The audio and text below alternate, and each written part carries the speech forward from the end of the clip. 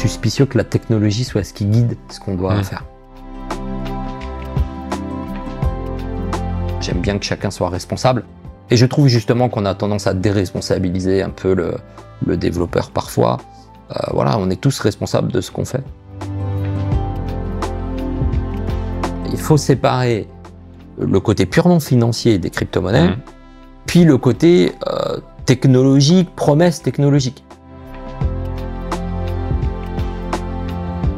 Quelque part, il faut qu'on se nourrisse, quand on est une équipe de développement, de projets, de technologies, d'idées, pour réussir à donner le meilleur de soi-même, tout simplement.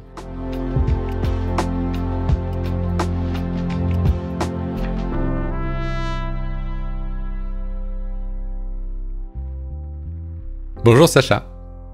Bonjour Julien. Content d'échanger avec toi aujourd'hui. Ça faisait quelques temps qu'on s'était pas vu. C'est vrai. Il s'est passé pas mal d'années, il y a eu pas mal de choses qui se sont passées chez toi depuis l'époque BeWise.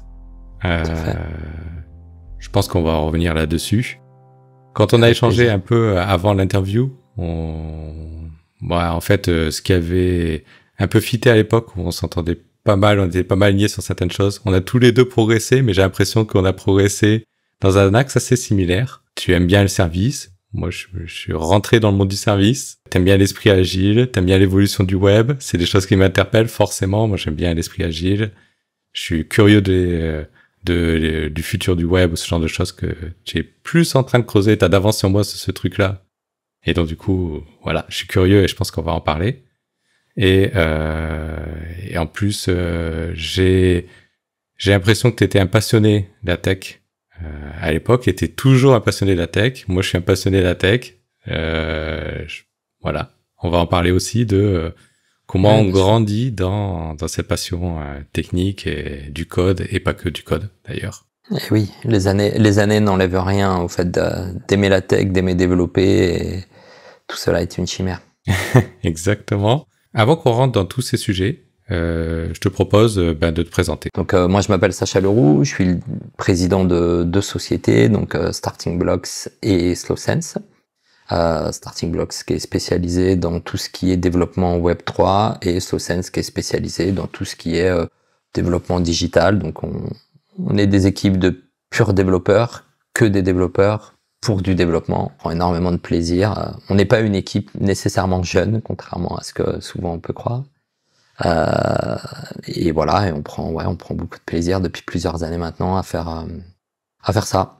Trouver, définir, créer des solutions, apporter des réponses, en utilisant la technologie, en utilisant le digital, pour le service de personnes qui, eux, en ont besoin pour leur travail, pour ce qu'ils ont à faire, la productivité d'une entreprise, ses gains, sa rentabilité. Voilà, effectivement, toi et moi, on s'est rencontrés il y a maintenant on peut dire plusieurs années, voire un peu comptant de décennies, à une époque où tu étais dans un autre univers, un autre monde, et puis tu es venu dans le mien, pour le coup.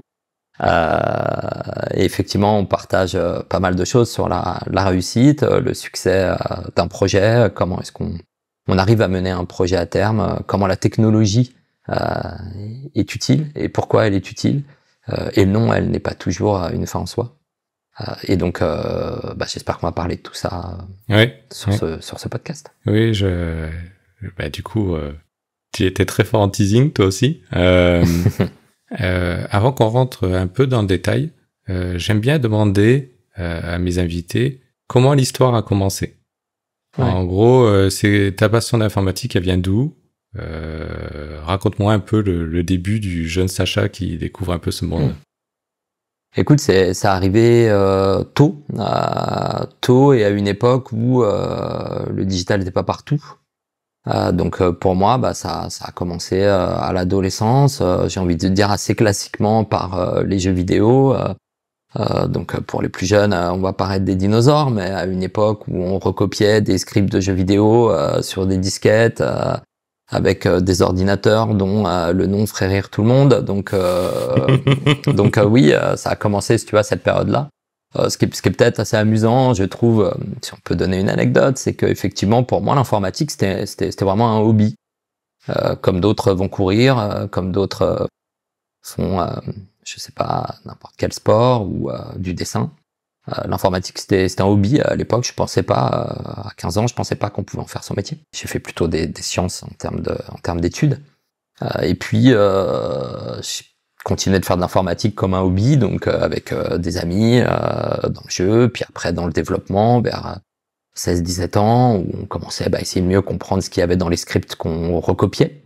Et puis petit à petit, tu vois, à l'époque, il y avait des clubs à la fac d'informatique. J'ai fait des études de mathématiques appliquées à l'informatique. Puis je voyais pas ce que j'allais faire dans les maths. J'adorais ça, hein, mais je voyais pas mon avenir, si tu veux, là-dedans.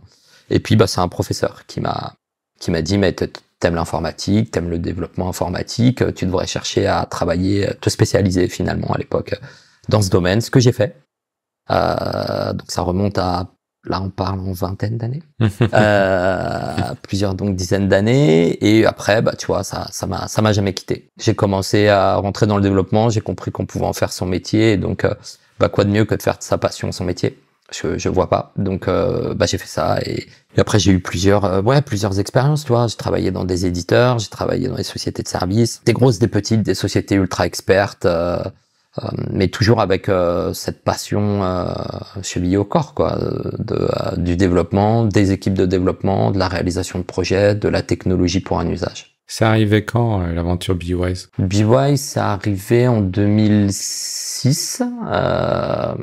Donc peut-être expliquer BeWise pour ceux qui nous écouteraient. BeWise, c'était un pure player Microsoft, donc qui a été créé dans les années 99. Enfin 2000 plutôt, par donc deux fondateurs, Yann Faure, Frédéric Collin, qui ont été rejoints ensuite par David Catu. Et c'était une très belle société technologique que j'ai rejoint en 2006. Avec lequel donc j'ai fait pas mal de choses. J'ai été le directeur technique de cette société, donc on faisait beaucoup de conférences à une époque où les conférences tech n'étaient pas quelque chose de nécessairement très connu dans notre domaine, hein, qui était le développement autour des technologies Microsoft. C'était déjà une société experte et uniquement experte sur le développement dans les technologies Microsoft. J'ai fait effectivement pas mal de mes armes de dev à ce moment-là dans cette société, où là vraiment on a expérimenté de nombreuses choses, notamment travailler à l'international, travailler avec Microsoft sur des sujets en amont par exemple, qui étaient vraiment des choses passionnantes. Et puis c'est là où on s'est rencontrés aussi, Julien, où j'étais intervenu justement sur des aspects de mise en place de développement logiciel au sein de la CMA-CGM, où tu étais à l'époque. Oui, tout à fait. Ce qui est rigolo, c'est que j'ai interviewé Mitsu. Et donc, du coup, quand j'ai fait la post-prod de l'épisode de Mitsu, à un moment donné, on a parlé de Coding for Fun. Donc, je me suis mis à chercher sur YouTube une conf Coding for Fun. Je tombe sur le premier lien. Je commence à regarder pour mettre en description d'épisode. Je commence à regarder 2 minutes. Je me poile. Et au final, je regarde plus d'une heure de la conf comme ça. C'était dingue, quoi. Mais c'est vrai que c'est une époque où il y avait pas beaucoup de contenu et les confs c'était vraiment un truc super important en fait. Quand tu étais développeur dans tes technologies, tu n'avais pas beaucoup de moments où tu pouvais voir des confs qui te faisaient réfléchir, prendre du recul et avec que des speakers qui étaient hyper cool en fait. C'est clair, il y avait quand même un esprit très sympa. Ouais, tout à fait. C'était effectivement notre créneau, si tu veux. C'était fun, quoi. Hein. C'est-à-dire, on faisait des confs pour s'éclater, pour montrer aux gens que être développeur, j'ai envie de dire, c'était un truc super, quoi. Tu vois, et que nous on s'éclatait à faire ça. On voulait le communiquer en même temps que d'apprendre ces technologies au plus grand nombre. C'était des conférences gratuite, ouverte à tout le monde, qui souvent était coupée en 2 parties en fait. Il y avait une partie pour les professionnels et une partie pour les étudiants. Et donc oui, notre vocation c'était vraiment d'expliquer, de montrer. On avait une autre particularité, c'était qu'on développait sur scène, on développait en live nos projets. Oui. Et puis il y avait effectivement cette Coding for Fun qui était portée par David Catu, qui lui ouais mettait pas mal sans musique, et que on l'a pas mal fait après sur les conférences Microsoft plus officielles, notamment où intervenait Mitsuo. Ça manque un peu, je trouve. Ça demanderait un reboot. Je suis assez d'accord. Il y a plein de belles conférences quand même. Il y a plein de belles conférences. Non, mais je trouve que non, mais ça, par ouais. contre, c'est vrai que maintenant, enfin, moi, je découvre plein de conférences géniales sur YouTube qui sont dans plein de villes en France en plus, et pas qu'en France, mais même déjà en France, il y a plein d'initiatives super cool. Je me régale. Mais il n'y a pas ce... enfin, le Coding for Fun était vraiment quelque chose à part, et que... en revoyant la vidéo, je me suis dit, mais en fait, on n'a plus du tout ça aujourd'hui. Ça serait énorme de refaire des trucs. Du code, pour de la passion, juste qui sert à rien, mais qui est juste super cool. Uniquement. Quoi. C'était énorme. Ouais, juste montrer ce que tu peux faire en développant pour ta musique. Mais en 2 secondes, il y a Mitsu qui avait montré qu'il avait fait un Arkanoid avec en utilisant le texte dans l'éditeur de code, et donc la balle rebondit contre le texte, et donc si tu bouges le texte, la balle a rebondi. C'était énorme, quoi. Je suis régalé. Inutile, mais tellement bon, inutile, mais indispensable, forcément. Comme session, comme maîtrise de la technologie aussi, qui était une manière de montrer que la maîtrise technologique amène à faire des choses. Oui, exactement. Mais en fait, c'est pas parce que c'est le code en soi, il sert à rien que d'un seul coup tu te rends pas compte de la force que ça a, et du coup ça fait penser à d'autres possibilités d'exploitation. C'est un peu l'idée, quoi. Raconte-moi qu'est-ce qui s'est passé après BeWise. Si tu veux, on a fait BeWise, donc BeWise a été cédé, en fait, a été revendu en 2012. Et une fois BeWise revendu, j'ai eu l'opportunité de prendre la direction de l'innovation chez Capgemini. Donc autre envergure, autre domaine, des projets tout aussi passionnants, vraiment. Il y a pas de, je peux pas dire le contraire, tellement c'était foisonnant, c'était beaucoup plus international. Mais bon, tu vois, je travaillais avec une équipe qui était super aussi, hein. C'est toujours pareil, on en reparlera, je pense, mais pour moi, les équipes sont essentielles. Les équipes, les développeurs, la qualité des développeurs, la passion dans la technologie des équipes. Enfin, on fait pas un projet informatique seul. On fait un projet informatique en équipe. Qu'on soit 2, qu'on soit 3, qu'on soit 4, qu'on soit 15. C'est en équipe qu'on réussit. Et pour le coup, on avait vraiment une super équipe de passionnés là aussi. Et ouais, pareil, on s'éclatait à développer des projets, à imaginer des concepts complètement fous, hein, tu vois.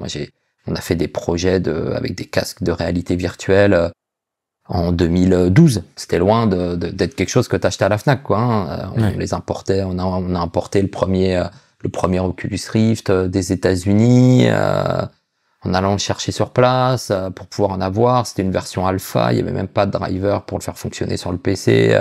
On bricolait sur des forums, enfin. Mais on a réussi à faire des démos de simulation de simulateurs de pilote d'avion, par exemple, ou des choses comme ça avec. On a beaucoup travaillé sur le digital worker, beaucoup travaillé sur des concepts très très innovants, qui m'a amené, si tu veux, à trouver un autre axe dans l'approche du développement. Et cet autre axe est comment on doit changer de point de vue quand on cherche à faire une solution. Quand tu cherches à faire une solution informatique, bien souvent tu la prends sous l'angle du besoin, et bien souvent tu la prends sous je vais faire une réponse à quelque chose.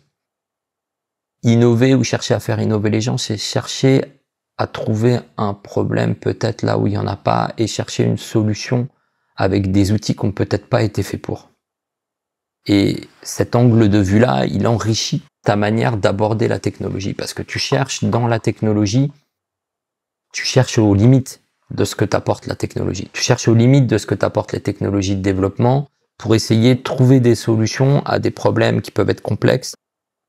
Par exemple, un jour, pour l'anecdote, j'ai un client, je tairai son nom, mais qui me dit, bah voilà, moi, je pourrais gagner 40% de productivité auprès de mes équipes si je savais comment ne pas nettoyer du sale.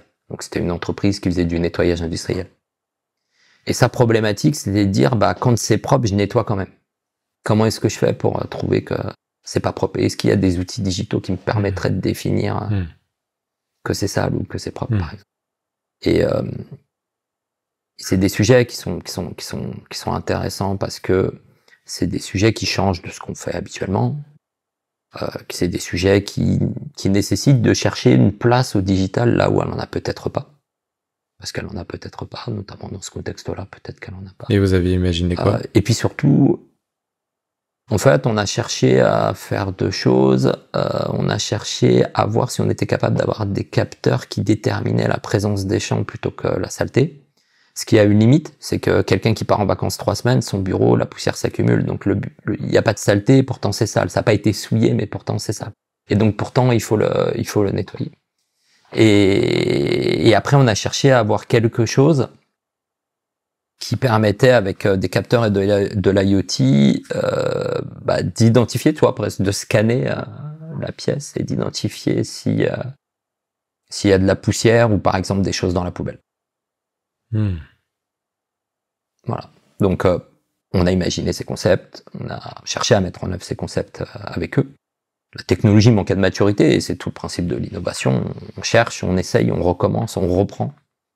Et puis, on essaye d'arriver à une solution qui pourrait s'industrialiser ou tout simplement à pas de solution parce que ça arrive.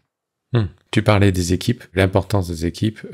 Moi, ce qui m'avait frappé à l'époque de BeWise, c'est j'ai dû discuter avec je sais pas une dizaine de personnes de chez BeWise, je saurais pas dire combien, et j'étais toujours impressionné de la qualité des personnes, c'est-à-dire de la passion, le pragmatisme, le fait de vouloir faire des choses, de sortir des choses, de vouloir créer des choses, etc. Enfin, j'étais épaté par toutes les personnes. Je me souviens pas d'une personne chez BeWise qui était pas exceptionnelle. Ça m'avait marqué. J'ai l'impression dans ce que tu dis par rapport à Capgemini, c'est un peu aussi l'idée. Pour en avoir un tout petit peu échangé avec toi en amont de l'interview, j'ai l'impression que chez Slowsense, c'est un peu le même truc. Comment tu fais pour réunir autant de personnes passionnées, exceptionnelles, talentueuses au même endroit? En théorie, la règle veut que t'as des gens super, t'as des gens qui vont pas, et puis t'as une majorité de moyens dans une répartition normale. Et en fait, toi, tu casses un peu cette idée de répartition. Tu as des choses à partager ou des astuces à me donner? Je vais pas avoir d'astuces ou de recettes, et puis tu sais que j'aime pas trop ces recettes ou les choses comme ça, mais je dirais que je suis pas trop d'accord avec l'hypothèse initiale, tu vois. Moi, je pense que on a tous quelque chose à apporter. Je pense que si tu veux, quelque part dans les équipes, la problématique, c'est que justement, les gens pensent que c'est parce que t'es très bon que t'es très bon. Et parce que t'as que des bons, alors tu vas être très bon. Moi, j'ai envie de dire que c'est un peu comme une équipe de foot, quoi. Il faut avoir des compétences, bien sûr, et elles sont nécessaires pour réussir. Mais une bonne équipe, c'est une équipe complémentaire. Une bonne équipe, c'est des gens qui sont solidaires, c'est des gens qui s'apportent des choses, c'est des gens qui s'écoutent, c'est des gens qui travaillent ensemble, c'est des gens qui ont une envie commune, qui sont fédérés par cette envie commune et par cet enthousiasme commun. Et ça, quelque part, c'est la passion qui te réunit et la complémentarité des personnes. Et une bonne équipe, c'est la complémentarité des personnes avec une passion commune où on va vers un but commun. À partir du moment où tu as ça, ça marche tout le temps, j'ai envie de dire. Je pense que ça marche tout le temps. Alors, j'ai peut-être eu beaucoup de chance, tout simplement, de rencontrer au cours de ma carrière professionnelle jusqu'alors des gens fantastiques, tu vois, des gens qui avaient cette même passion, des gens qui avaient envie de réussir ce qu'ils entreprenaient. Et donc, pour moi, le plus important, je dirais, dans une équipe, si je devais te donner un tips, c'est l'état d'esprit.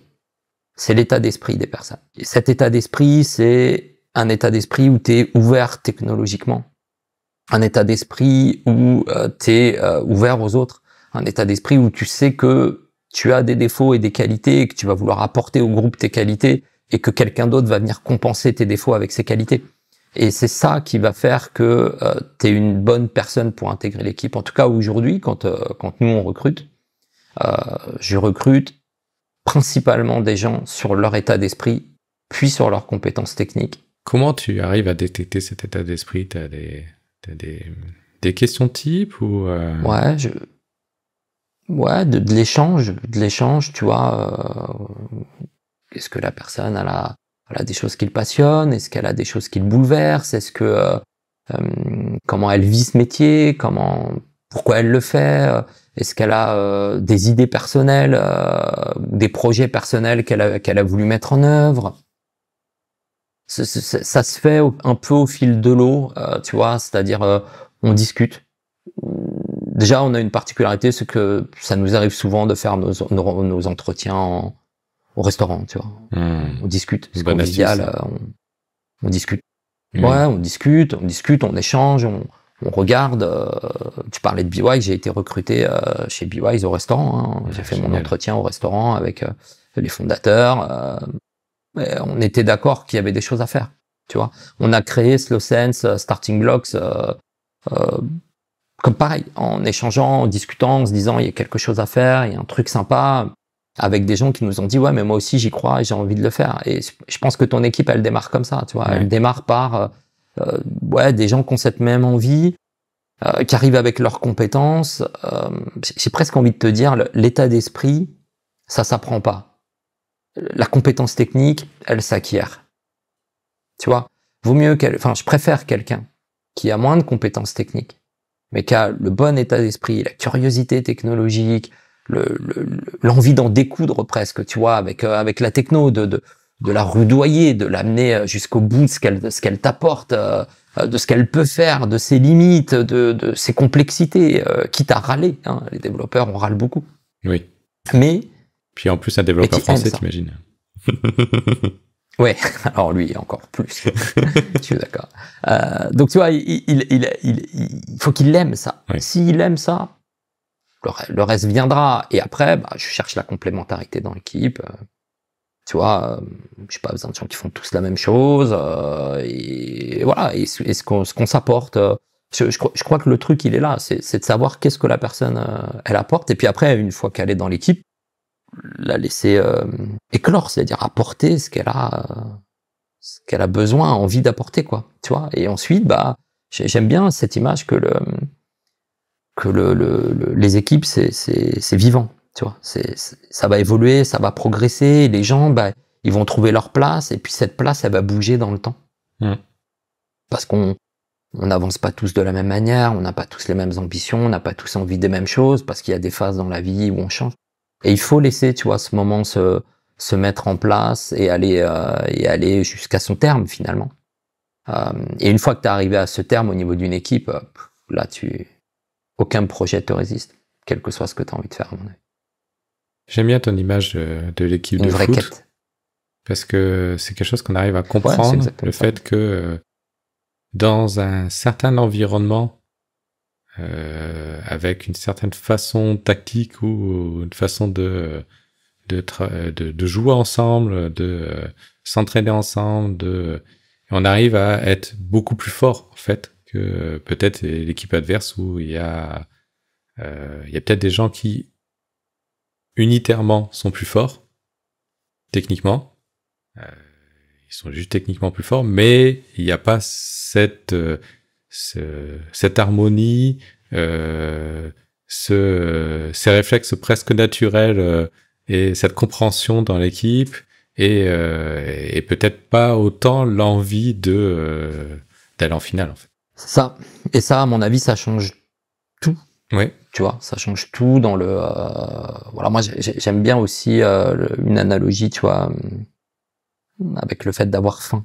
Faut avoir faim dans une équipe, c'est-à-dire si t'es rassasié, t'as pas envie d'aller plus loin, quoi. Donc faut avoir faim. Et quelque part, il faut qu'on se nourrisse quand on est une équipe de développement, de projets, de technologies, d'idées, et ça c'est un élément qui est important. Tu vois, c'est un élément qui est important dans la continuité, dans le temps. pour réussir à donner le meilleur de soi-même, tout simplement. Comment tu fais ça dans le monde du service? Peut-être on pourrait parler, dans ce cas-là, de ce qu'est le service, avant d'expliquer comment on le fait dans le monde du service. Je sais pas ce que tu en penses, mais Vas-y, ça me paraît bien sûr. être un point de départ.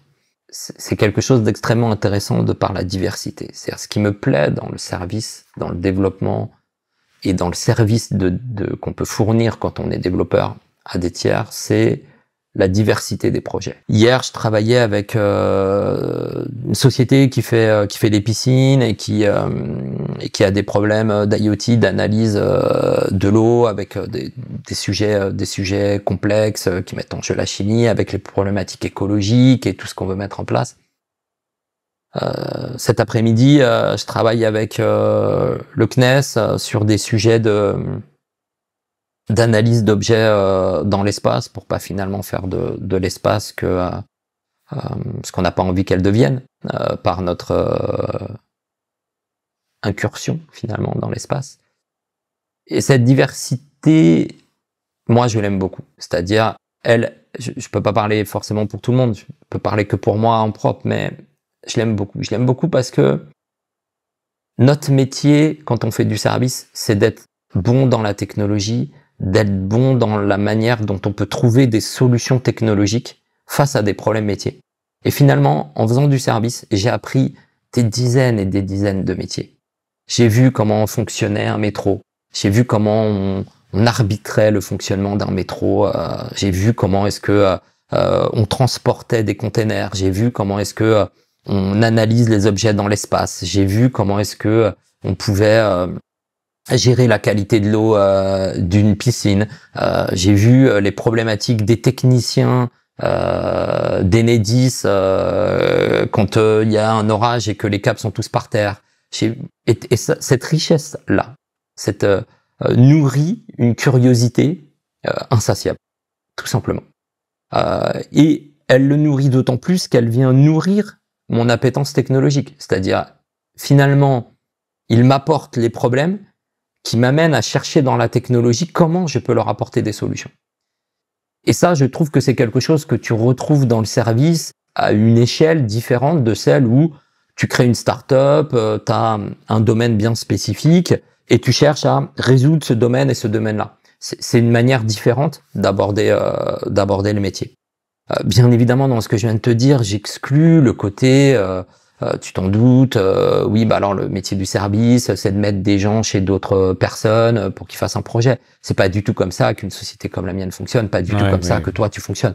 On est plus des sociétés de nouvelles technologies, des sociétés d'expertise technologique. Et nous, ce qu'on cherche à apporter, c'est des solutions. On vient nous confier un problème. Et on cherche chez nous la solution à ce problème. Digital, bien évidemment. Exact. Mais on cherche chez nous cette solution à ce problème. Et donc, quelque part, pour répondre à ta question initiale, une fois qu'on a posé les bases de ce qu'était le service, selon moi, et je sais que tu le partages, hein, Julien, c'est comment est-ce qu'on fait pour créer des équipes par rapport à ça? Eh bien, comme je viens de te le dire, c'est une bonne équipe, c'est des gens qui ont faim. Et on les nourrit de ces problématiques, comme je l'ai dit juste avant, elles me nourrissent à titre personnel. Je pense qu'elles nourrissent les équipes qu'on réunit, tout simplement. Et comme ces équipes, elles sont nourries par ces problématiques, elles vont chercher dans la technologie tout ce qu'elles peuvent mettre en œuvre. Et donc, je trouve que c'est un domaine où on améliore grandement notre capacité technologique parce que, finalement, chaque problème va être différent et tu peux pas calquer la réponse que tu as fait avant à la problématique suivante. Donc, tu es obligé d'aller chercher dans la technologie ce qu'elle peut t'apporter pour répondre à ces problématiques. Tu vois? Et ça, tout simplement, les équipes avec lesquelles je travaille, elles raffolent de ça. Ah ouais, je sais, je suis 100% aligné, c'est ce qui m'anime aussi. Déjà, comme toi, je suis hyper curieux de plein de choses. Et je trouve ça génial de découvrir des problèmes vraiment radicalement différents et d'essayer d'imaginer une solution smart. C'est-à-dire, le but, c'est pas forcément de mettre la solution idéale ou la solution la moins chère non, c'est de trouver le meilleur compromis possible pour amener la meilleure solution technologique pour pour résoudre cette problématique qui est soulevée. C'est là où tu peux beaucoup te tromper, en fait. Et c'est ce que nous, on a chez nous, l'appétence au produit, c'est-à-dire le fait on essaie de vraiment comprendre c'est quoi le problème en amont, et on creuse pour essayer de trouver la bonne façon de résoudre technologiquement ce problème. C'est quelque chose qui est génial, en fait. Moi, je m'éclate dedans. Enfin, je ferais quasiment que ça, quoi. Non, mais c'est clairement ça. Hein. Par rapport à ce que tu as dit, j'aimerais comprendre pourquoi tu as quitté Capgemini pour, après, avoir le reste de ton aventure. J'étais arrivé au bout de l'histoire, tout simplement, et puis on avait envie, avec d'autres personnes de BY, si tu veux, de venir créer une société où on allait pouvoir développer l'expertise et les équipes dans le sens qu'on souhaitait. Voilà. Ce qui, dans une société comme Capgemini, est moins facile, hein, forcément. C'est possible, hein, mais c'est moins facile. Il y a plus de contraintes, hein, naturellement, par la taille de l'entreprise. Ça m'a surpris un petit peu, en fait. Le passage de BY à Capgemini, t'as dû Enfin, moi, j'ai connu l'inverse. C'est une grosse société maintenant avec Sabrica, et je comprends le gain et l'avantage des inconvénients des deux mondes, en fait. Ouais, complètement. Je crois qu'il faut pas être sectaire. C'est-à-dire, Capgemini est une belle société qui fait de belles choses aussi. Enfin, sinon, il serait pas autant. Voilà, c'est un leader mondial avec ses contraintes et puis ses avantages. Donc, écoute, moi j'ai eu la chance de tirer profit de ces avantages et de m'éclater dans un domaine de l'innovation où on avait vraiment une grande liberté. J'imagine que c'est pas comme ça partout chez Capgemini, hein, je suis pas naïf, mais pour le coup, j'avais envie de construire une autre histoire, tout simplement, une autre histoire. On avait envie aussi à l'époque d'aller vers de la blockchain, vers des sujets plus complexes à mettre en œuvre dans une société comme Capgemini. Et il était temps, j'ai envie de dire, tu vois, de le faire en propre, tout simplement, tu vois, tout simplement de le faire en propre. C'est ça qui m'a animé. Et puis encore une fois, des rencontres et des discussions. Hein. On rediscute avec certains fondateurs de BY, ils en ont parlé au début de cette discussion, et on se dit il y a quelque chose à faire, quoi. Et après, tu vois, là, ça prend 3 minutes. Hein. Une fois que d'un seul coup l'idée s'est ancrée. Chez des gens comme toi et moi, ça éclot vite. Et après, il faut le faire vite. Et du coup, c'était quoi l'idée? C'est quoi que vous avez discuté au resto et décidé de créer la boîte? Trop de resto dans cette discussion. On est français. Hein, l'idée, elle est venue. Tout se passe autour d'une table, hein, on est d'accord. Bon, écoute, oui, tout se passe autour d'une table, je suis assez d'accord. En l'occurrence, ça c'est vraiment passé autour d'une table. L'idée, elle est venue de se dire, il y a des choses à faire. Et puis, on avait des personnes autour de nous qui avaient envie de le faire aussi, tu vois. Et donc, ce qu'on avait envie de faire, c'était de justement développer un peu le futur des sociétés de services.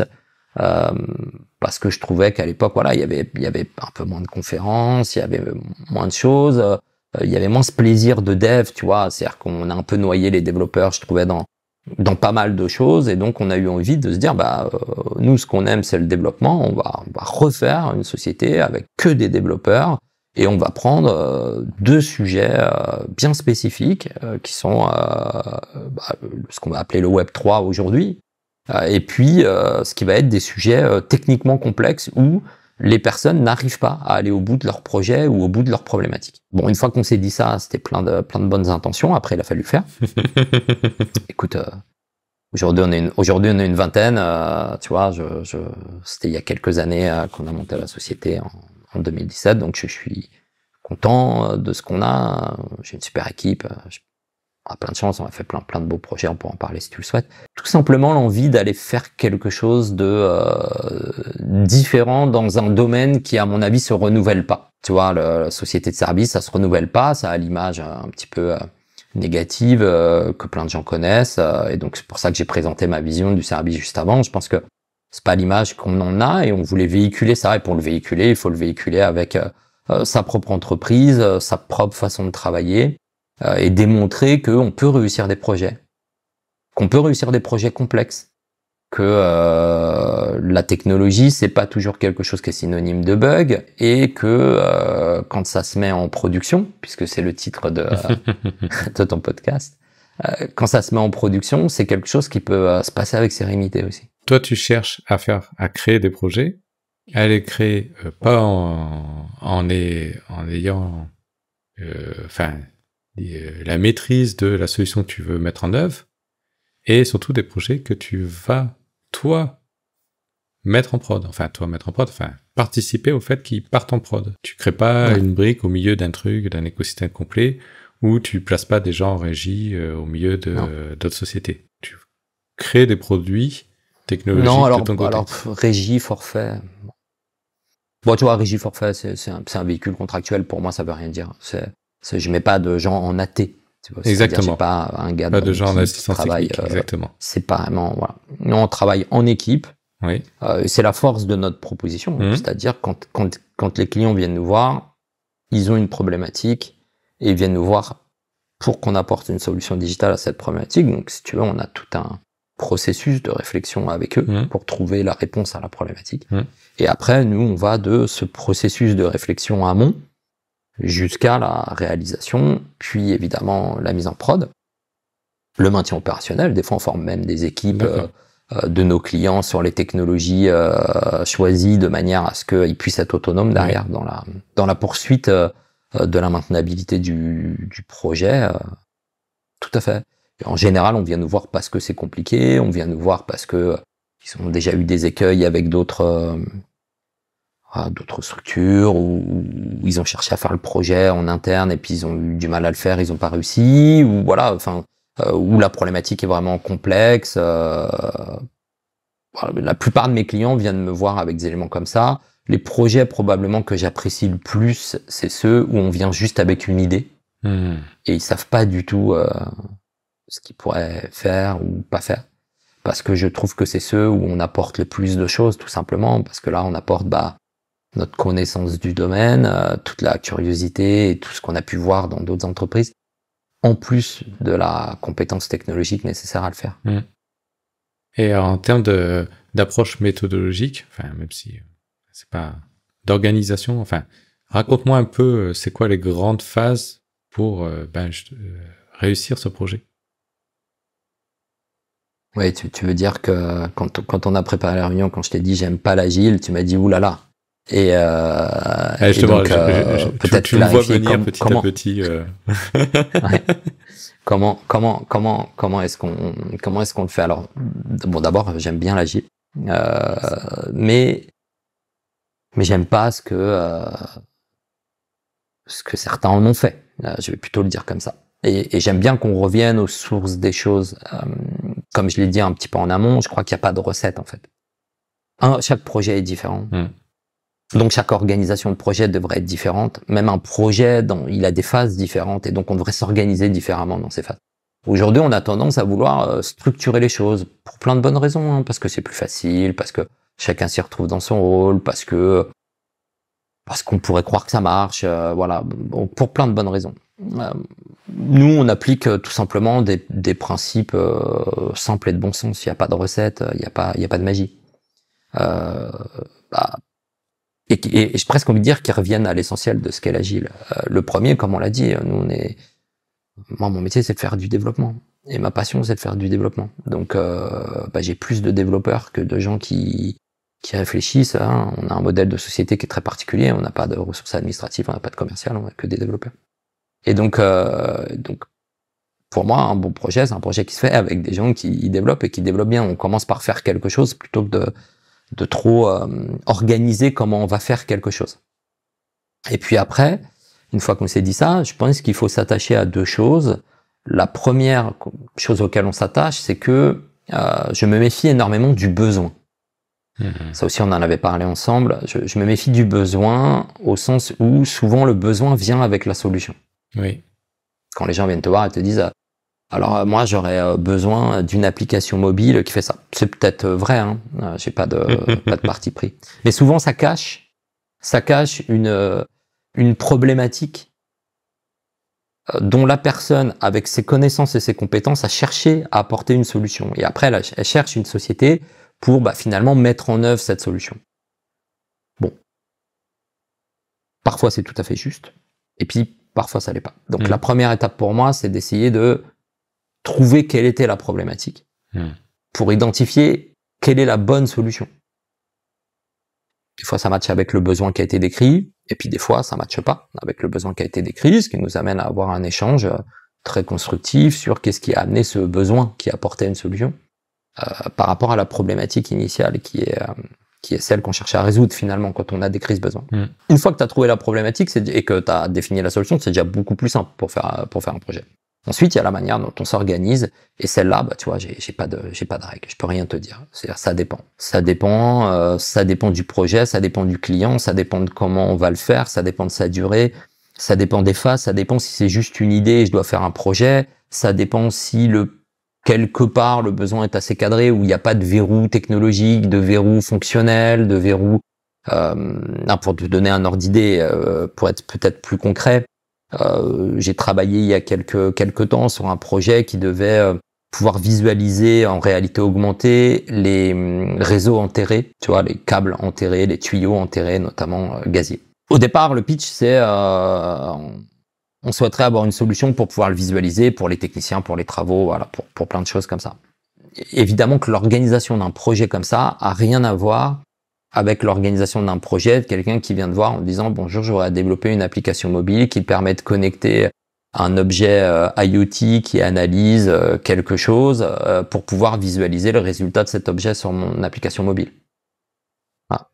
C'est deux projets qui sont de nature différente, qui peuvent pas fonctionner de la même manière, qui donc peuvent pas être organisés de la même manière, mais dont le point de convergence est qu'à la fin, dans les deux cas, il faut quelque chose qui fonctionne. Et puis l'autre point de convergence, c'est que il faut des gens pour le faire, pour le réaliser, pour le développer. C'est ça mes points de convergence. Donc ceux-là, ils sont inaltérables pour moi. À la fin, ça doit fonctionner, ça doit marcher par rapport à la solution qu'on a déterminée. Et puis au milieu, il y a des développeurs qui travaillent. Et après, la manière dont on l'organise, elle dépend de cette nature de projet, de cette façon de faire. Parfois on fait du Scrum, parfois pas, parfois il faut un chef de projet, parfois il faut juste un PO. Ce qui est peut-être plus proche de ce qu'on a l'habitude de faire, c'est que moi j'aime bien que chacun soit responsable. Et je trouve justement qu'on a tendance à déresponsabiliser un peu le développeur parfois. Voilà, on est tous responsables de ce qu'on fait. Il n'y a pas quelqu'un qui décide pour tout le monde. On est tous responsables de ce qu'on fait. Donc, quand on a quelque chose à réaliser, on est responsable de ce qu'on a à réaliser. Et dans les équipes, c'est plutôt cette responsabilité qui m'importe, et dans l'organisation du projet et dans l'organisation de la réalisation de la solution, que le reste. En quoi ça fait la différence d'avoir des techos en fondateur de la société? Alors, comme j'ai toujours été techos dans toutes les sociétés que j'ai créées, il faudrait demander aux gens de mon équipe. Je saurais pas te dire. Mais les équipes, elles doivent te faire des retours autour de ça, non? Pas vraiment, tu vois, parce que c'est naturel, ça s'est créé comme ça. C'est, j'imagine que peut-être ce qui est perturbant au départ, c'est, tu vois, quand les fondateurs de la société travaillent avec toi sur le projet, peut-être par rapport à des gens qui ont eu d'autres expériences, mais si tu veux, ça nous est tellement naturel que je suis même pas sûr que ça soit étrange. Presque je le perçois plus, tu vois, chez les clients que dans mes équipes. Parce que dans les équipes, tu fais partie de l'équipe. Hein. Je suis un membre de l'équipe, tout comme eux, avec les mêmes responsabilités. Hein. Quand je développe quelque chose, je suis responsable de ce que j'ai développé, et quand j'ai pas bien développé, il se cache pas pour me dire que ce que j'ai fait là, c'était quand même assez moyen, tu vois. Oui, oui. Donc il y a pas de problème, il y a pas de différence, et l'inverse est vrai, voilà. Enfin c'est parce qu'on fait ça que ça fonctionne bien et que ça tourne. Donc d'un point de vue des équipes, non. D'un point de vue des clients, c'est peut-être un peu plus perturbant parce que justement, on n'a pas ce sacro-saint, tu vois. On n'a pas un commercial. Ils ont toujours en face d'eux quelqu'un qui va parler, qui peut parler technique, qui peut rentrer dans le détail de la solution, qui peut l'expliquer, et donc expliquer les estimations, expliquer l'organisation, expliquer, et ça et ça je pense que ça peut être un peu perturbant parfois, tu vois, parce que tu es au même niveau que tes équipes et que ça leur fait bizarre, mais pour être franc, ça me semble tellement normal et naturel que j'ai un peu de mal à bien répondre à ta question, quoi. Je pense que c'est un plus quand tu es en train de expliquer le produit. Enfin, tu peux te permettre de temps en temps remettre un petit peu en cause la solution et remonter un peu à la problématique parce que t'as une assise technique derrière, en fait. Oui, tu sais comment la mettre en œuvre. Oui. En tout cas, c'est ce que tu racontes. Exactement. Entre l'époque de BeWise et l'époque actuelle de SoloSense, dans le monde du service, tu as vu des changements. Et c'est quoi les grosses choses qui ont changé? Ouais, je dirais que j'ai vu du changement. Je dirais que j'ai vu plus de sociétés comme ça, qui je trouve être un bon changement. Tu vois, c'est ton cas, par exemple. Oui. C'est le cas de plein d'autres sociétés. Tu vois, il y a eu plein de sociétés comme ça qui se sont créées, plus expertes, plus petites équipes, plus technologiques peut-être. Alors, BeWise était comme ça, et je parle bien évidemment de l'écosystème qui était autour, mais voilà, des entreprises comme ça, j'en ai vu beaucoup plus se créer. Moi, je travaille, tu vois, quand nous on n'a pas assez de ressources je travaille avec d'autres sociétés qui sont comme ça. Et donc on se retrouve, tu vois, quelque part. J'ai envie de dire que il y a eu deux évolutions, tu vois, pour moi. Il y a eu l'évolution de l'entreprise de service, un petit peu la grosse société de service, avec tout ce que ça véhicule. Puis il y a eu des sociétés un peu d'expertise, comme ça, qu'on cherchait à se dégager. Puis il y a plein de freelance aussi qui sont arrivés, plein de gens qui sont mis freelance, qui me semble être, tu vois, une bonne chose, hein, en tant qu'entrepreneur, toi comme moi. Je trouve que l'entrepreneuriat, c'est très bien. Et puis, petit à petit, on a vu ces freelances s'agglomérer en équipe et en entreprise tech, finalement. Ce qui a multiplié ce nombre d'entreprises tech. Et je trouve que c'est une bonne chose. Ouais. Je trouve que c'est une bonne chose et je trouve que ça amène une nouvelle dynamique. Et cette dynamique, forcément, elle me plaît, puisque c'est ce que j'essaie de faire maintenant depuis plusieurs années. Ouais. Ça, des sociétés qui essaient de changer l'image des ESN. Ouais, tout à fait. Aussi bien pour les développeurs qui, à un moment donné, se disaient je vais jamais rejoindre une ESN, et qui aujourd'hui peuvent s'éclater dans une boîte comme la tienne ou la mienne. Et aussi bien par rapport à des clients qui, à un moment donné, étaient perdus autour des ESN classiques qui avaient pas forcément cette approche de vouloir comprendre un problème, construire un produit, être autonome dans la création de A à Z jusqu'à la prod. Donc, et maintenant l'offre se multiplie, c'est hyper cool en fait. J'ai interviewé Benoît Vasseur de The Tribe, qui est un techos, qui a fondé quelque chose, qui sont pas mal grossis, etc. Et il essaie de changer un peu cette image. Et comme toi et moi, il y a un truc qui l'anime, c'est comprendre comprendre nos produits, créer le produit. Et il s'éclate jamais autant que quand on vient lui dire, vient le voir avec une simple idée et sans cahier des charges, sans rien, quoi. Moi, je trouve ça génial, en fait. Oui, c'est ça, là où plein de sociétés auraient peur, en fait. Bon, moi, je trouve ça... Ah oui, toi, ouais, je trouve ça tant complètement... mieux. Parce que je pense que je m'éclate plus quand c'est comme ça que quand il y a beaucoup de contraintes, parce que des choses sont déjà très préétablies, tout simplement. Moi, il m'arrive en avant-vente, entre guillemets, on me présente quelque chose à créer, comme tu disais tout à l'heure, une application mobile pour faire quelque chose, voilà, peu importe. Et moi, je comprends pas, en fait. C'est pas que je comprends pas ce qu'on me demande de faire. Je comprends très bien ce qu'on me demande de faire. Mais je comprends pas c'est quoi qu'il y a derrière, en fait. C'est quoi le besoin? C'est quoi qui s'essaie de créer? Et donc, je commence à poser des questions sur, le why, c'est qui le client, c'est quoi le produit, et des questions, et c'est hyper perturbant en fait. Je veux dire, tu vas voir une société pour développer ton application que tu as mis sur un cahier des charges, qui est souvent un peu succinct d'ailleurs. Tu t'attends pas à ce qu'on te challenge sur ton why et sur le pourquoi t'essaies et ce que t'essaies de changer. Et bon, ça se passe pas toujours super bien.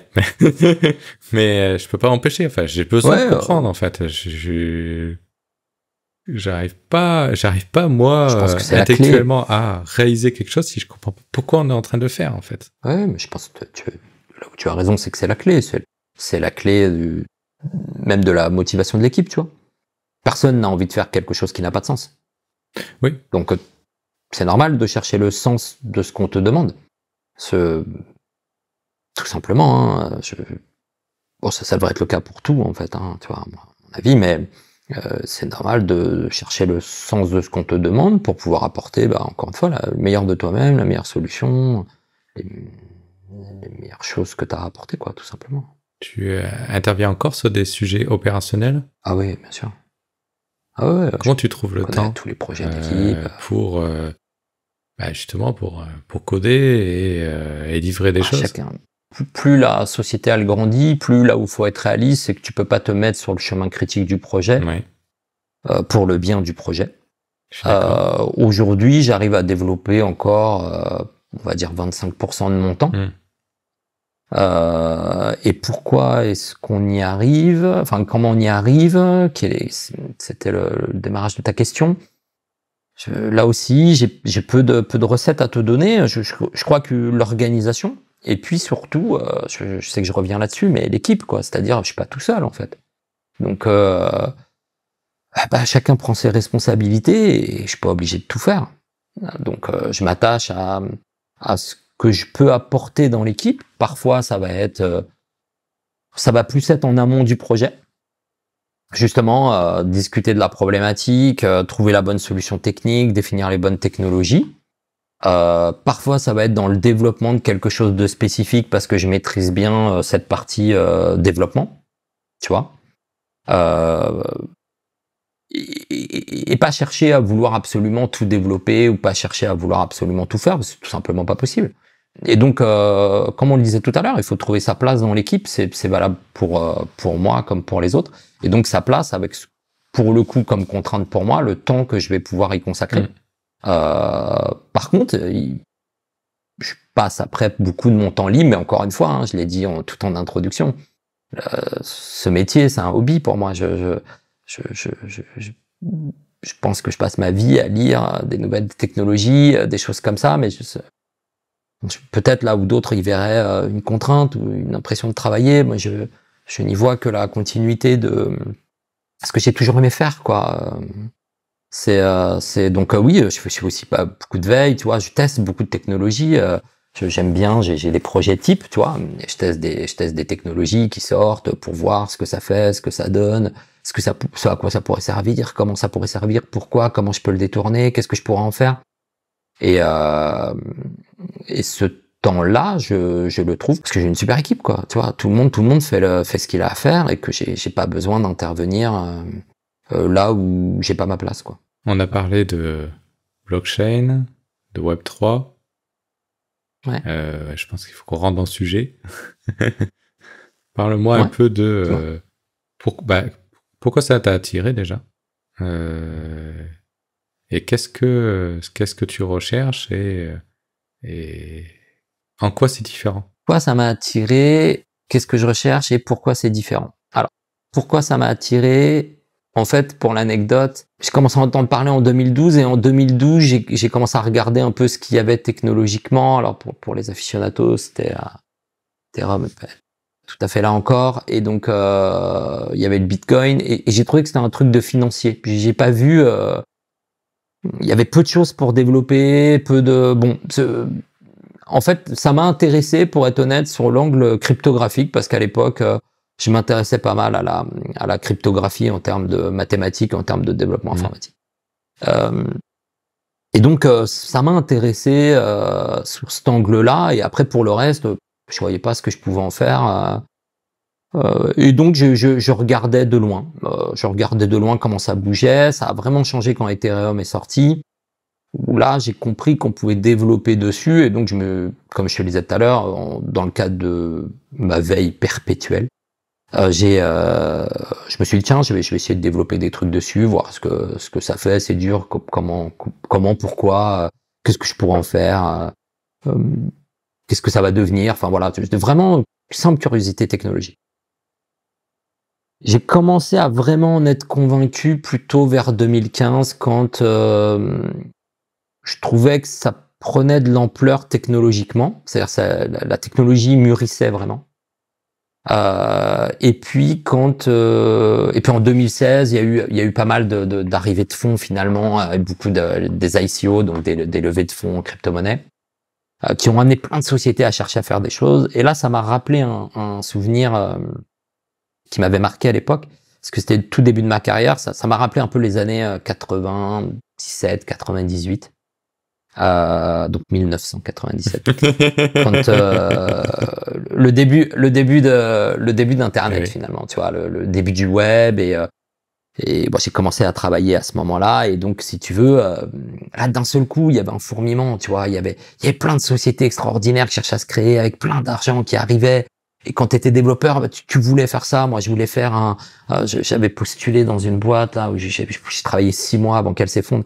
J'ai postulé dans une boîte qui faisait qui voulait faire des cabines d'essayage virtuelles dans le web, tu vois, en 2000. Imagine un peu la maturité de la technologie pour faire ça, mais je trouvais ça super excitant, extraordinaire. Ah, mais il y avait une énergie de dingue. Donc, je m'en souviens aussi. Parce voilà, il y avait une énergie de dingue, si tu veux. Moi, j'étais à l'école à cette époque-là. Et je me suis retrouvé embarqué avec cette.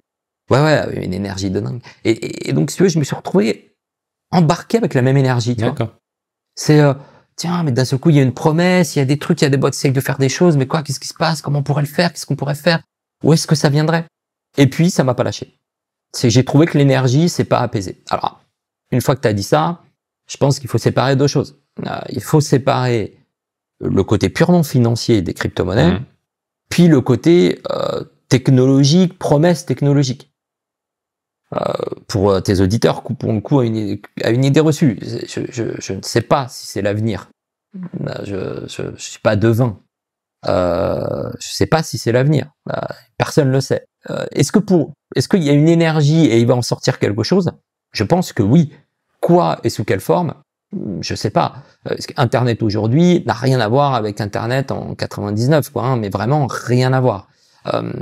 Et puis la bulle Internet, quand elle a explosé, ça a pas empêché, ça nous a pas fait arrêter d'utiliser Internet et des sites web. C'est même l'inverse qui s'est passé. Ça s'est accentué. Ouais.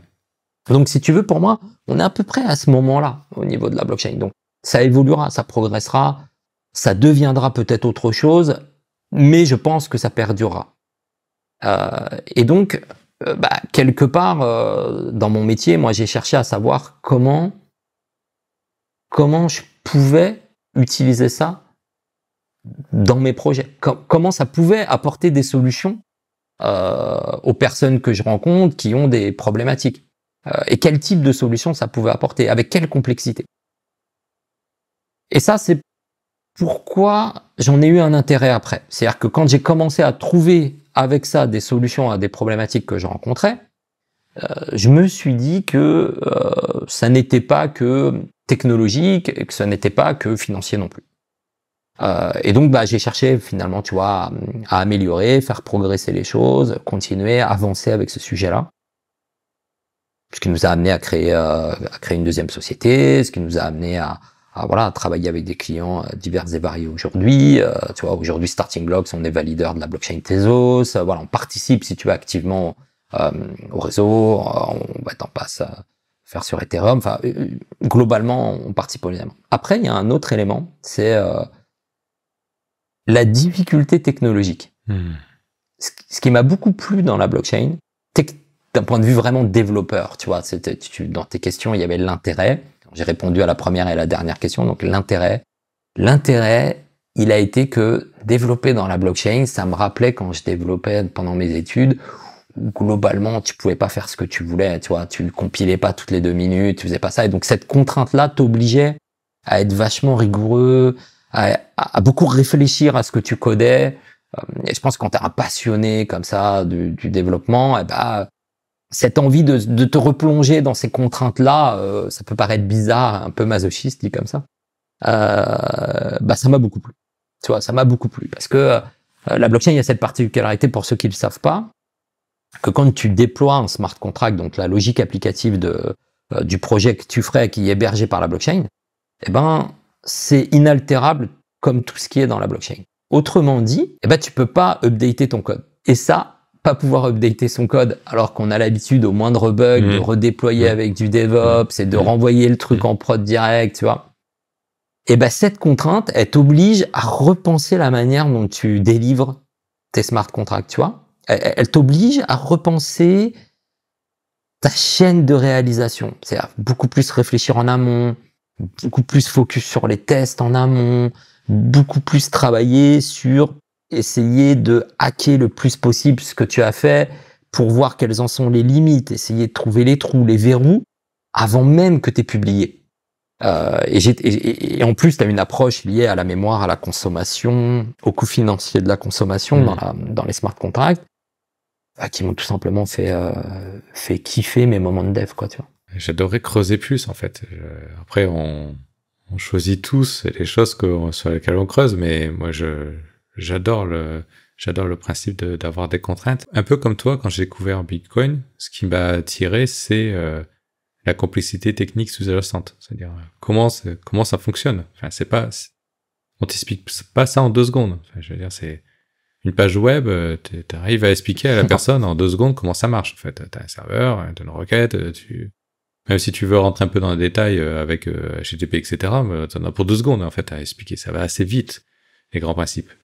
Sur la blockchain, d'un seul coup, il y a des choses qui bougent un peu. Ça me fait penser un peu à l'époque où j'avais creusé peer-to-peer, ce genre de choses.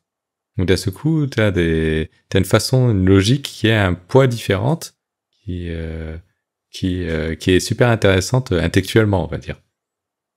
Mais la question que je voulais te poser, c'est donne-moi un exemple tu vas en avoir 50, mais déjà, donne-moi un d'usage des NFT, du Web3 ou ce genre de choses, autre que j'achète des images de singes. Parce qu'en fait, non, mais c'est ça le truc, c'est que Bon, si t'as des images de singes que tu veux pas, Julien, t'hésites pas à me les envoyer. Ouais, j'ai bien compris. Je suis preneur. Mais en fait, c'est ça, c'est que on a l'impression que c'est plus, l'image que ça véhicule, c'est plus de la spéculation qu'autre chose, et que ça sert pas vraiment à grand chose. Ouais. Mais en fait, je suis d'accord, mais l'idée, c'est quand même de creuser ça. En usage concret, on peut arriver à faire quoi comme truc vraiment où ça apporte? Écoute, je vais volontairement te donner un projet sur lequel j'ai pas travaillé et un projet auquel je viens de répondre. D'accord. Un projet sur lequel j'ai pas travaillé et donc purement des NFT d'ailleurs. Tu vois, après on pourra parler si tu veux de projets on pourra qualifier de gestion dans la blockchain si tu le souhaites. Decathlon a récemment sorti une paire de chaussures qui était en série limitée et pour lequel tu obtenais un NFT qui était avec la paire de chaussures. Donc déjà, ce que je trouve très intéressant dans cette démarche, c'est le côté physique versus digital. D'accord ? Et la question, c'est ce NFT, il faisait quoi ? Tu vois, il était loin d'être un singe, en fait. Ce NFT, c'était une image en 3D de la chaussure. Bon, est-ce que tu as vraiment envie comme tu as la chaussure, est-ce que tu as vraiment envie d'avoir l'image en 3D ? Non.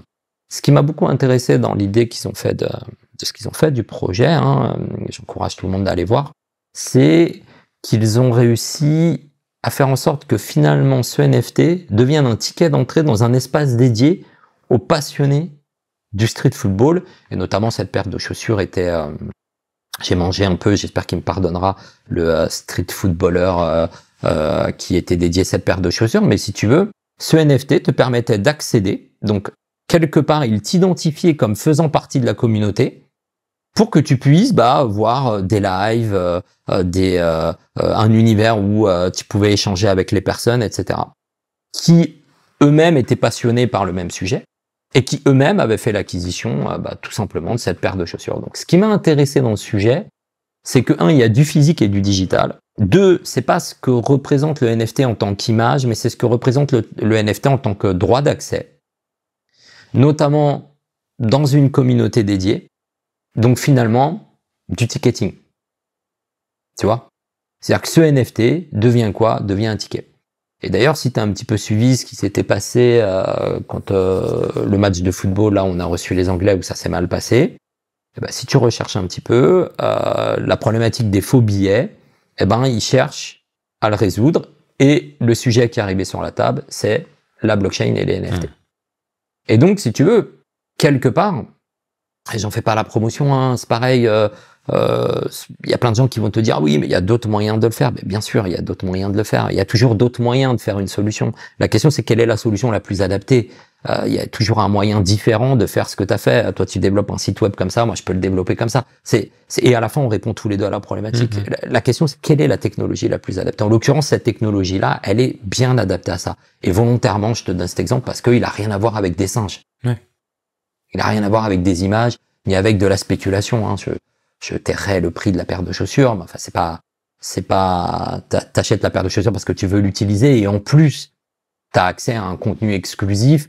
Si t'as acheté cette paire de chaussures parce que tu apprécies, la personne qui en est l'identité, bah, forcément, tu es heureux de faire partie de sa communauté, quelque part. Et donc, c'est un élément qui me semble très intéressant à creuser en termes de NFT.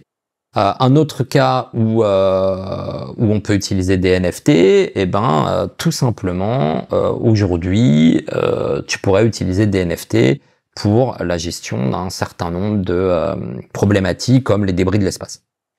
Tu pourrais tout à fait dire que les NFT sont le véhicule qui permet de financer le nettoyage des débris. Tu vois, et là je te prends volontairement quelque chose qui utilise un NFT et utilise la partie financière du NFT. Et pourquoi c'est intéressant? Bah, tout simplement parce que l'acquisition, elle est faite par les personnes. Et donc, tu pourrais tout à fait faire l'acquisition de quelque chose qui pourrait se matérialiser dans un jeu vidéo, qui pourrait se matérialiser d'une autre manière. Tu pourrais adopter un débris à ça envie. Je te dis ça parce que c'est une problématique récente que j'ai vu apparaître. Et donc, tout simplement utiliser les NFT pour pouvoir permettre de faire ce genre de choses. J'ai pris volontairement deux exemples bien différents. Quelque part, un élément avec du ticketing. Quelque part, un élément où tu pourrais utiliser et la partie financière et le NFT comme élément digital pour faire une bonne cause, quoi, finalement participer à une bonne cause. Tu as parlé de Tezos. Je sais pas ça. Ouais. Tu peux m'en dire plus? Je connais pas bien. Tezos, c'est une blockchain publique comme Ethereum, si tu veux. Qui est assez présente en France parce qu'ils ont une société qui les représente. Enfin, globalement, les chercheurs qui travaillent sur la blockchain Tezos sont représentés par une société en France qui s'appelle Nomadic Lab et que j'ai eu l'occasion de rencontrer à plusieurs reprises et avec qui on travaille très régulièrement. Voilà. Et comme ils ont pas mal d'initiatives, dans plein de domaines différents liés à la blockchain. Enfin, il nous faudrait, tu vois, un podcast entier pour parler de la blockchain, mais notamment autour de tout ce qui va être SSI. SSI, c'est le Self-Sovereign Identity. Imagine demain, finalement, ta wallet Apple Pay ou Google Pay, elle détient pas que ta carte bleue, mais elle détient aussi ta carte d'identité, ton passeport, tout un tas d'éléments. Et imagine que demain, c'est ça qui te donne un droit d'accès dans l'aéroport.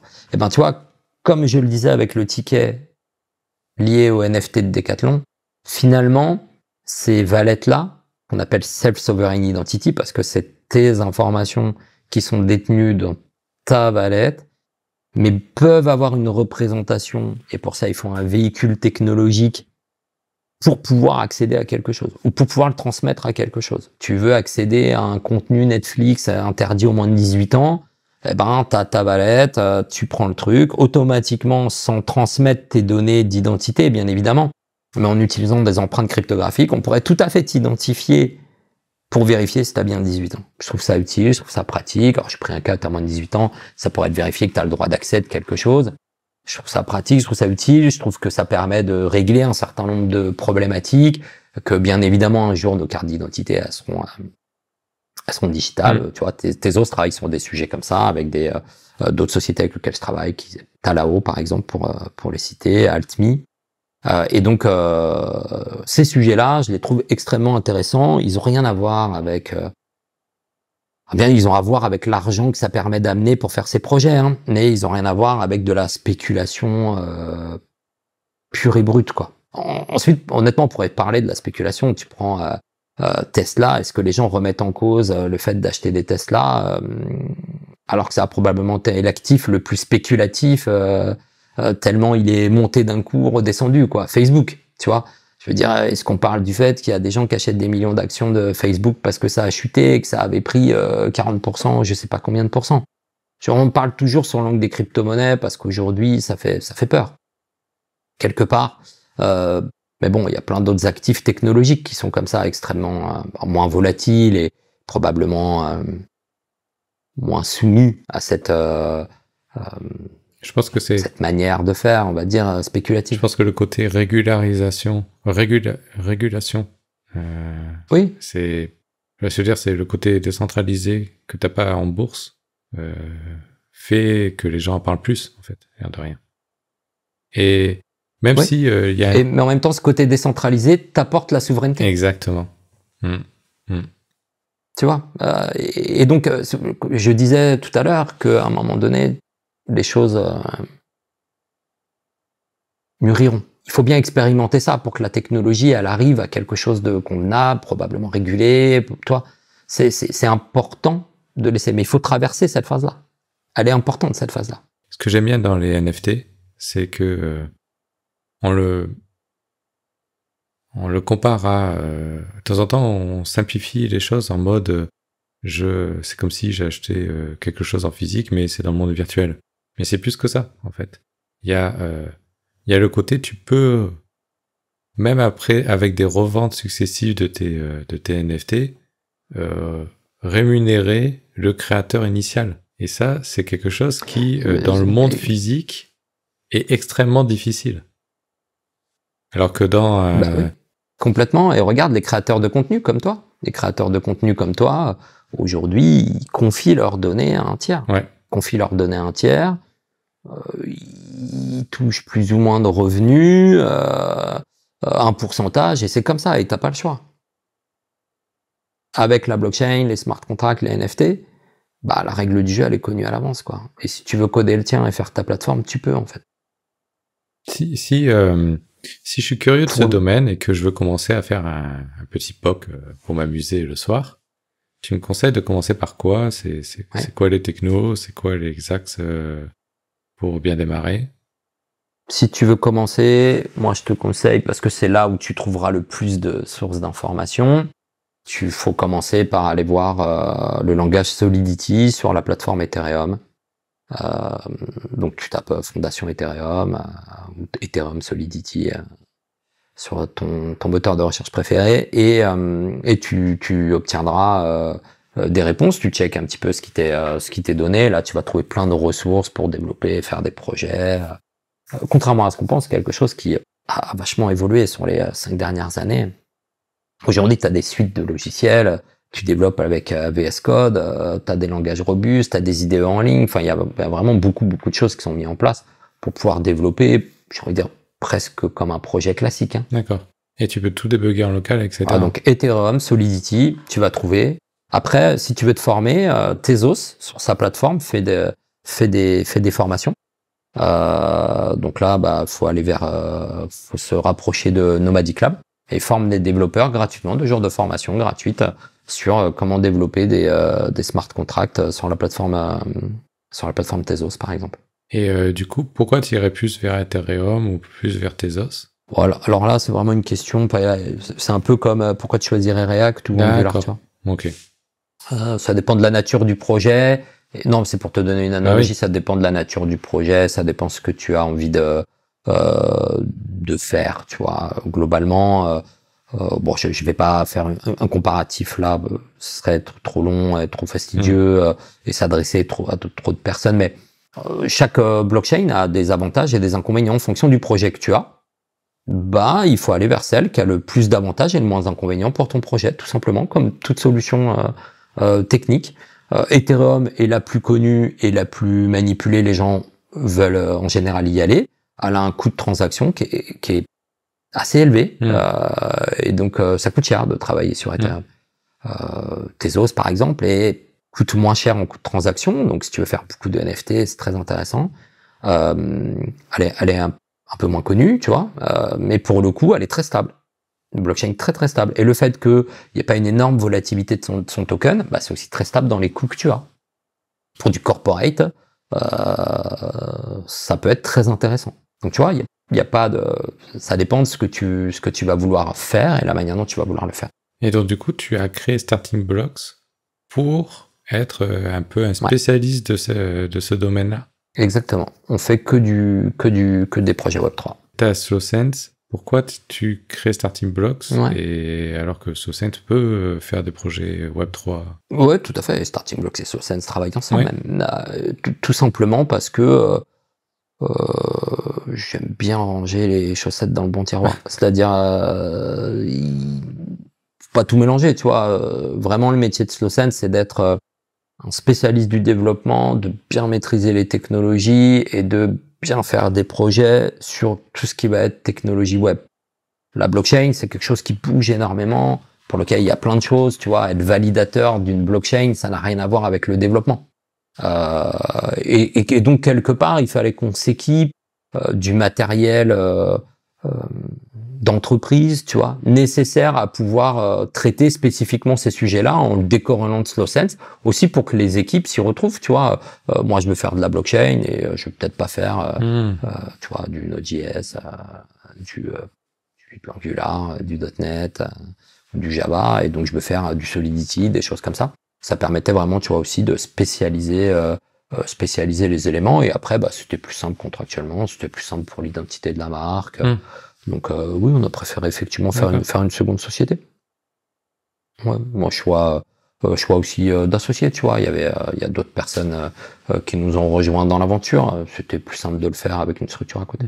Pour toi, ça va évoluer comment, le web? Forcément, comme tu es dans ce monde-là, ça va évoluer. Une certaine vision d'anticipation par rapport à la moyenne des gens.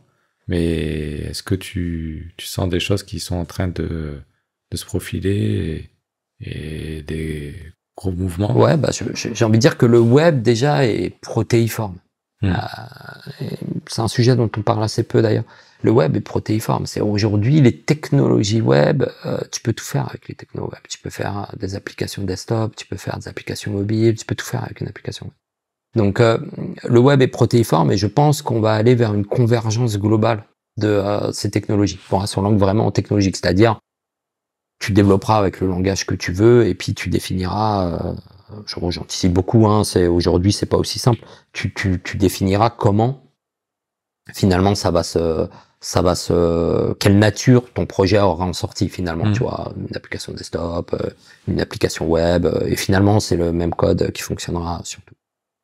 Je pense aussi que ces technologies, elles vont s'étendre aux environnements virtuels. Et je pense que le web va s'étendre à la virtualité, sans parler de métavers. Mais bon, le métavers, ça ne reste que l'image 3D de quelque chose qu'on a en 2D. Hein. Si aujourd'hui, au lieu de faire cette conf, comme on l'a fait actuellement devant notre ordinateur, on avait un casque et on se voyait en virtuel, je vois pas ce que ça change. On est tous les deux en virtuel. On se voit pas, on n'est pas l'un à côté de l'autre pour faire cet enregistrement. Donc on est déjà dans, T'es pas avec moi dans cette la pièce, virtualité. Elle est juste pas. Non, je suis pas avec toi dans la pièce. C'est la magie du cinéma. Mais cette virtualité là, elle évoluera et je pense qu'elle évoluera vers ça. Elle évoluera vers la 3D. Alors est-ce qu'on aura des casques, est-ce qu'on aura, j'en sais rien. Et puis l'échelle de temps elle est longue. C'est ça aussi, je pense qu'il faut le dire. C'est-à-dire, on dit pas que ça va être comme ça dans 2 ans. C'est sûr que non. Ça sera pas comme ça dans 2 ans.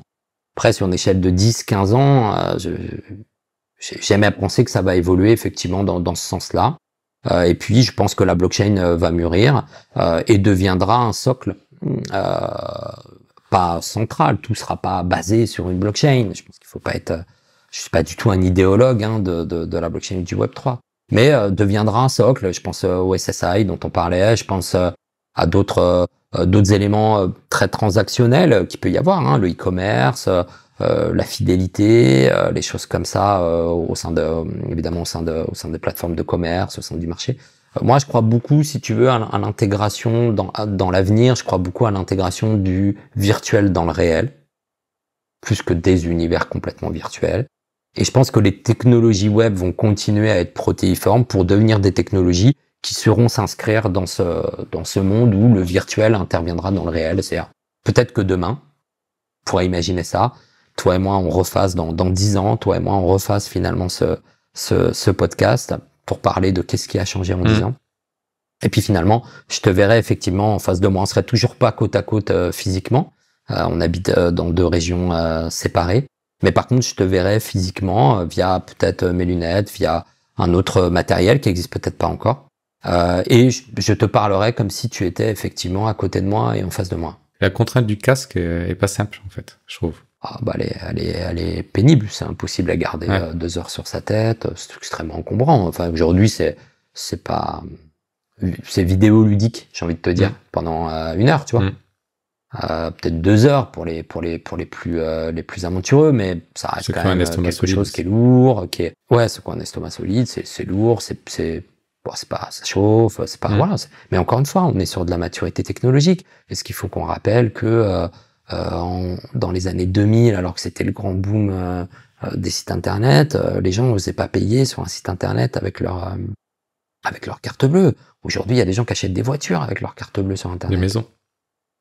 Parce que la technologie s'est sécurisée, parce que les sites web sont fiables, parce que les sociétés se sont développées dans cet univers-là, qui lui aussi est un univers virtuel. Ça évoluera, tu vois. Faut espérer, en tout cas, que ça évolue si on doit aller dans ce sens-là. Et donc, la contrainte du casque, elle s'atténuera. Soit le casque se réduira, soit il y aura un autre vecteur qui te permettra de faire ça, tu vois. Avant l'interview, tu m'avais parlé du côté générationnel de l'évolution de la technologie. Ouais, de l'innovation même. Je pense qu'il y a un côté générationnel, mais qui est assez logique, hein. Tout à fait. Tu prends ma grand-mère, tu l'aurais jamais fait payer avec une carte bleue, tu vois. Payer tout un argent liquide, parce que l'argent liquide, c'était de l'argent. Je veux dire, mes parents payent pas avec leur montre. Moi, je paye avec ma montre et mon téléphone dans 99% des cas, et quand ça marche pas ou que le gars est pas équipé, ça m'embête parce qu'il faut que je sais pas où j'ai mis dans mon sac, tu vois, ma carte bleue, et que je trouve que, tu vois, c'est tellement pratique, tellement simple, voilà, et bah, des gens plus âgés, ils ont peur qu'on leur vole leur argent avec toi, en passant quelque chose devant ta carte ou devant les éléments. Probablement que nos enfants paieront avec une puce dans le corps, j'en sais rien, en fait, tu vois, quelque chose, et que nous, on sera réticents à le faire. Tout simplement parce que la technologie a mis un certain nombre d'années à être adoptée. Bah, il y a donc forcément une génération qui naît avec ces technologies. Toi, j'ai l'habitude de dire en rigolant avec les équipes que quand j'étais petit, Internet ça n'existait pas, le téléphone mobile ça n'existait pas, donc quand on me punissait de télé. 99% des gens de mon équipe, quand on les punissait, on les privait d'Internet, tu vois. Donc les choses elles évoluent et on s'adapte pas pareil. Eux, ils sont nés avec Internet et pas Internet, ça leur manque. Moi, Internet, je connaissais pas, on aurait pu me priver d'Internet tout ce qu'on voulait, ça m'allait bien. C'était la console. Donc, je pense que c'est normal. Voilà, la console, et ouais, moi aussi la console. Donc tu vois, c'est normal, si tu veux. Quelque part, la technologie, elle mûrit, ça prend des années. Avant d'acheter sa voiture sur Internet, il nous a fallu 22 ans. Ouais. On a commencé par acheter des CD, puis il nous a fallu 22 ans. 22 ans. Ah, commencer par acheter des petites choses. Moi, je me rappelle de conversations avec des gens très tech, hein, qui me disaient, j'achète pas une voiture, 1000 euros, enfin, j'achète pas une télé, tu te rends compte, 900 euros, 800 euros une télé sur Internet, le risque que je prendrais.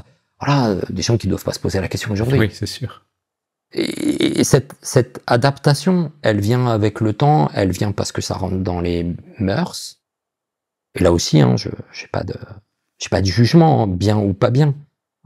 C'est une réalité.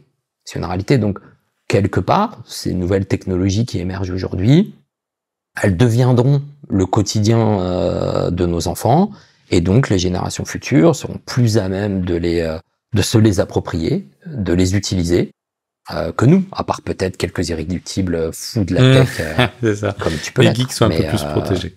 Mais Voilà, bah parce que c'est dans notre monde que ça évolue. Mais bon, ça reste pour nous, tu vois, quelque chose de, oui, quelque chose. Même s'il y a des comportements qui me semble naturel, qu'on a déjà, pas forcément. Il y a des choses que font les jeunes autour de TikTok et autres. Eux, ils sont nés à l'époque de YouTube, quoi, tu vois. Donc, ils se filment tout le temps, ils voient pas où est le problème de se filmer, ils s'envoient pas de SMS, et franchement, ça has-been, ils s'envoient que des messages vocaux. Tu vois, la technologie, elle a évolué vers ça. La première fois que tu as dû envoyer un SMS, les messages vocaux, c'était impensable. Les SMS, ils étaient limités en nombre de caractères que tu pouvais envoyer, donc et tu les payais à l'unité. Et donc, la technologie, elle évolue, ça mûrit. Ça mûrit, il y a plus de possibilités. Ces possibilités, les générations se les approprient. Ça définit des nouveaux usages, ça définit des nouveaux comportements. Je suis pas sociologue et ça serait très intéressant d'ailleurs d'avoir une vision sociologique, je pense, de l'impact de la technologie sur le comportement et sur les usages. Mais effectivement, la technologie, elle est plus appropriée au fur et à mesure que tu nais avec dans la génération dans laquelle tu viens au monde finalement. Si ça te va, on peut passer aux questions de fin. J'ai quelques questions rituelles. Allez, je t'écoute. Et alors attention, je te préviens, la première, c'est pas forcément la plus simple. Pour toi, pourquoi c'est si difficile de réussir un projet informatique ? C'est si difficile de réussir un projet informatique. Effectivement, elle est pas simple cette question. Parce qu'il y a tellement de choix à faire qu'on a l'impression qu'on va jamais faire le bon. Que ce soit dans l'approche du projet, dans le choix des technologies mises en œuvre, mais en fait, si on devait donner un secret, quel que soit le choix, ça n'influencera pas. Sauf si vraiment on fait quelque chose qui n'a rien à voir, mais souvent c'est la manière dont on va le faire et la manière dont on écoute la problématique qui amène à ce qu'on trouve la bonne solution. C'est pour ça que, à un moment donné, sur le site de Starting Blocks, dans les choses qui sont marquées, tu marques que c'est des experts, c'est des bâtisseurs, vous êtes pragmatiques, mais vous avez des partenaires pour vous aider, mais surtout, vous êtes aussi agnostique des technologies. Pas de parti pris. Ouais, c'est ça. Et en fait, le choix technique, le choix de la techno n'est pas forcément ce qui va mener le projet dans la réussite ou dans l'échec, en fait. Non, je suis même suspicieux quand quelqu'un vient me voir en me disant je voudrais faire ça. Alors, il peut avoir des bonnes raisons, encore une fois, il n'y a pas de jugement de valeur, mais suspicieux que la technologie soit ce qui guide ce qu'on doit faire. Ouais, je suis d'accord. Entre nous, j'adore quand tu marques on est plutôt des experts, on est des bâtisseurs, on est pragmatiques. Pragmatique, tout le monde n'utilise pas en fait. Hein. Moi, j'adore cette valeur en fait. Et ça me plaît beaucoup. Enfin, je me suis beaucoup identifié quand j'ai lu ça. Tout à l'heure, tu parlais tu fais beaucoup de veille, parce que c'est ta passion, c'est ton hobby, etc. Quand tu fais ta veille, tu fais comment ? C'est quoi tes sources ? Est-ce que tu as des sources géniales à partager ou des astuces, enfin voilà. Non, j'ai pas de sources géniales à partager. Je pense que comme tout le monde, tu vois, j'ai plein de canaux différents avec plein de notifications. J'ai peut-être une organisation particulière que je peux partager plutôt. Donc mes sources c'est les mêmes, je pense que tout le monde, hein, c'est-à-dire Medium. Bon, après des sources plus spécialisées en fonction des technologies du moment qui me plaisent, je cherche et je me connecte à ces différentes sources et puis après je m'alimente à partir de là. Après, j'ai peut-être ce que je peux partager, c'est la manière. Je sais pas si ça sera utile aux personnes qui nous écouteront, mais il y a tellement de technologies et tellement de choses que ce qui est compliqué, c'est de pouvoir tout faire, tout voir. Pour le coup, ce que je m'attache à faire, c'est apprendre une technologie ou un champ technologique et à le traiter exclusivement pendant 6 mois. Ou 3 mois, ça dépend un peu de sa maturité. Et par contre, pendant ce temps-là, je ne fais que ça. Prenons un langage informatique, Rust par exemple. Et pendant 6 mois, je vais me trouver des projets, je vais chercher à faire du Rust, je vais regarder tout ce qui se fait sur Rust, je vais suivre éventuellement des formations pour me mettre le pied à l'étrier. Il faut être, peu importe le nombre d'années, Il y a des gens qui l'ont fait avant soi et pour aller plus vite, mieux comprendre, voilà, faut avoir bien sûr l'humilité de se remettre en cause. Hein. C'est un métier où on doit être très humble, hein, parce que la technologie évolue vite, et donc elle nous remet en cause en permanence dans nos compétences. On peut pas s'asseoir sur des compétences. Je pense que 25 ans d'expérience, ça t'amène les fondamentaux, et la technologie fondamentalement change pas. Par contre, sur la technologie, si tu veux, elle évolue vite. Et donc, moi, je prends un champ et puis je le traite vraiment pendant une période donnée, que je me définis en fonction de la complexité que j'imagine de la technologie. Et pendant ce temps-là, je ne traite que celui-là. D'accord. Je lis les autres trucs pour alimenter ce qui viendra après, mais je ne vais traiter, m'informer, développer, rechercher principalement sur ce sujet-là. Intéressant. Est-ce que ta famille comprend ton métier? Partager cette manière de faire. Ça dépend l'âge des membres de ma famille. Je pense que globalement, au début de ma carrière, non. Je pense qu'aujourd'hui, beaucoup plus, parce que développeur, tout le monde maintenant utilise des apps sur son téléphone. Après, c'est devenu à la mode, tu vois, développeur. Moi, quand j'ai commencé ma carrière de développeur, c'était les gars qui étaient au dernier étage avec des serveurs quelque part, tu vois. Et puis à minuit, on sortait des DAT, des gros systèmes parce qu'il fallait backuper l'entreprise, quoi, tu vois. Donc globalement, à cette époque-là, être développeur, ça voulait rien dire pour personne parce que le digital n'était pas aussi ancré. Aujourd'hui, c'est ancré, tout le monde voit à peu près ce que c'est, un hacker, un développeur. Donc je pense que les gens comprennent mieux, oui, quel est notre métier, ce qu'on fait, ce qu'on fabrique. Comprennent pas nécessairement comment on le fait, et c'est pas grave, mais ils comprennent un peu mieux ce métier. Après, moi, j'ai aussi la chance d'être entrepreneur, ça, tout le monde le comprend. Ouais. Si tu avais possibilité de faire une pause et de partir en vacances quelque part demain matin, tu vas où? Si j'avais la possibilité de faire une pause et de partir en vacances demain matin, je vais où? Au bord de l'eau. Au bord de l'eau. Ok. Voilà. La mer ou au bord de l'océan? Sur l'île Bitcoin. L'océan. Voilà, tu me trolles, ouais, c'est pas beau. on sait tous les deux pourquoi je dis ça. Je sais. Ok. C'est quoi tes grands projets à venir?